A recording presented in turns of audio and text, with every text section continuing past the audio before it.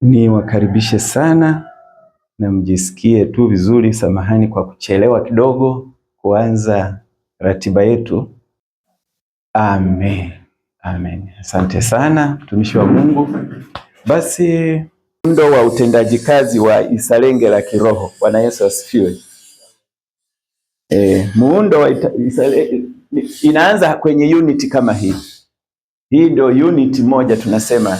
Wote nadhani hapa tumeshaelewa kwamba tunaposema unit maana yake ni kitu kimoja, baada ya hapo kinazaa vitu viwili, vitatu na kuendelea. Lakini cha kwanza kinachokuwa kama mita, unit ya umeme hivyo inaitwa 1. Ndio kwenye utekelezaji wa Isalenge la kiroho tunaanzia hapa. Hii ndio unit moja. Bwana Yesu asifiwe. Duara hili. Na hizi K hizo ni makanisa. Ni makanisa matano. K moja mpaka matano ndio yanayotengeneza hili duara. Lakini hapa hii ofisi hii ndio ujenzi makanisa iko hapa, ina uhusiano wa kuja hapa kwenye duara.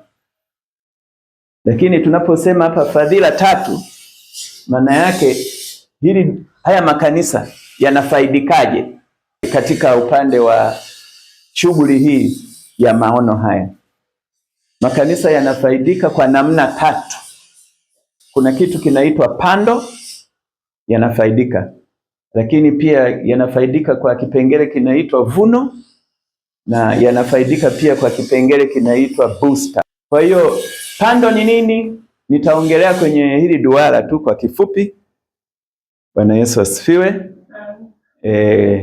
Pando ni ile hela mnayopeana, makanisa napeana.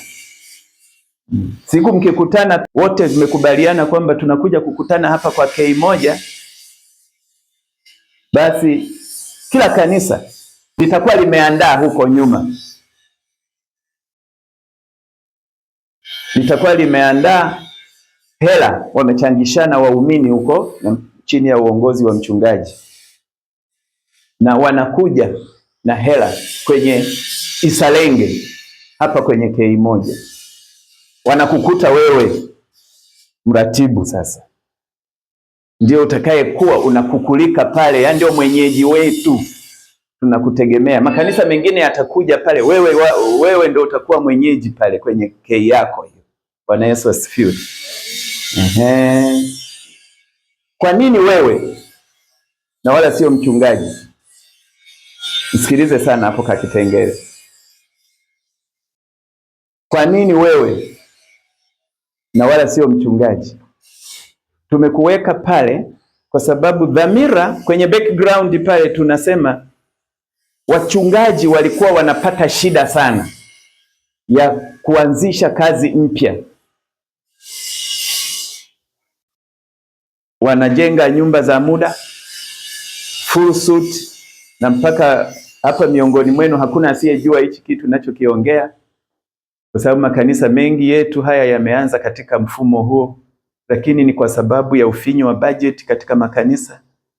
Makanisa mengine hayana viwanja, lakini yanapopata viwanja pia mpaka kuja kukamilisha ujenzi wa kupata nyumba bora za kuabudia ni shughuli pevu sana. Kwa hiyo inakuwa ni tatizo. Sasa tunapokuwa tumekutana hapa, tunapigana tafu ili hii kazi iende haraka ya kuweza kupata viwanja na kuweza kupata nyumba za kuabudia.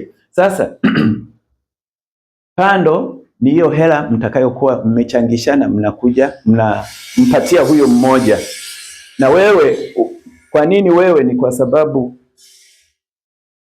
hatutaki mchungaji. Yeye ni mtumishi wa Mungu wa madhabahuni kimsingi, na kiungo kinachoweza kushughulika kwenye masuala haya ya ujenzi wa makanisa ni katika kumpunguzia mzigo mchungaji, ili ajikite kwenye ule wito mkuu ambao ameitiwa kwa ajili ya kujenga mwili wa Kristo madhabahuni, kuleta kondoo wapya, mikutano ya Injili, mafundisho kwa ajili ya waumini waliokwisha kuwepo.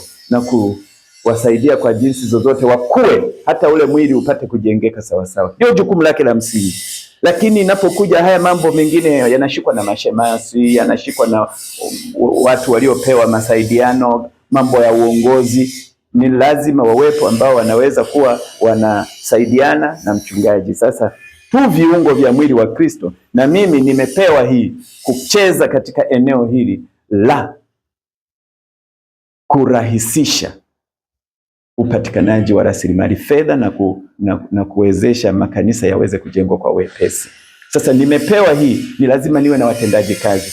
Sasa katika kufanikisha hili, tunahitaji pale kanisani asiwa na kreki tena kichwa mchungaji kuhusu masuala haya. Maana mimi niko hapa, ninatamani nifanye kazi na kanisa lenu, lakini mchungaji isiwe tena yeye anabaki tena pale pale ana kreki kichwa kuorganize haya mambo yanayohusu masuala ya link ya ujenzi makanisa. Anatakiwa uwepo mtu anamwakilisha kwa niaba yetu, anamwakilisha pale, lakini pia nyinyi mnamwakilisha mchungaji kwa sababu mko kwenye chungu kimoja cha mnufaika. Nyinyi ni mnufaika, lakini katika mnufaika huu tunatamani mchungaji asiwe mshughulikaji, asiwe mtendaji mkuu wa hili jambo, awepo mtu anamwakilisha. Kwa hiyo wewe ni mwakilishi katika unufaika, unakuwa na linki na yule anayekunufaisha ambaye ni ujenzi makanisa. Bwana Yesu asifiwe. Kwa hiyo sisi huku tuna provide hii huduma, tuna facilitate kupata resources hizi fedha, lakini tunapokuja pale awepo mtu anayetuhandle, na kwa hiyo unakuwa ni wewe pale. Kwa hiyo mwishoni tutaenda kuelewa sasa specific wewe majukumu yako ni yapi kiuhalisia. Tutaenda kuyaona hapo mbele kidogo. Sasa hizi tunataka kwanza tupitishane, tujenge huu uelewa wa kuielewa vizuri hii huduma kwamba inaendaje, ili usiwe mgeni katika hapo kanisani. Wewe na mchungaji ndiye utakuwa unaelewa moja mpaka Z ya nini kinachoendelea, lakini nambari 1 ni wewe, kwa sababu wewe ndio utakuwa unazunguka hata kwenye yale maduara mengine, na wala sio mchungaji. Kila kunapokuwa na hiyo tukio kwenye kanisa fulani, wewe never miss, ni lazima uende kwa kumwakilisha mchungaji. Bwana Yesu asifiwe. Na haya matukio yanafanyika mara moja kwa mwezi, kwa miezi miwili. Yaani likifanyika mwezi huu, mwezi ujao tunaruka, mwezi mwingine tunakuwa tumekubaliana tena tarehe fulani inaenda kufanyika. Mara moja katika mwezi. Haleluya.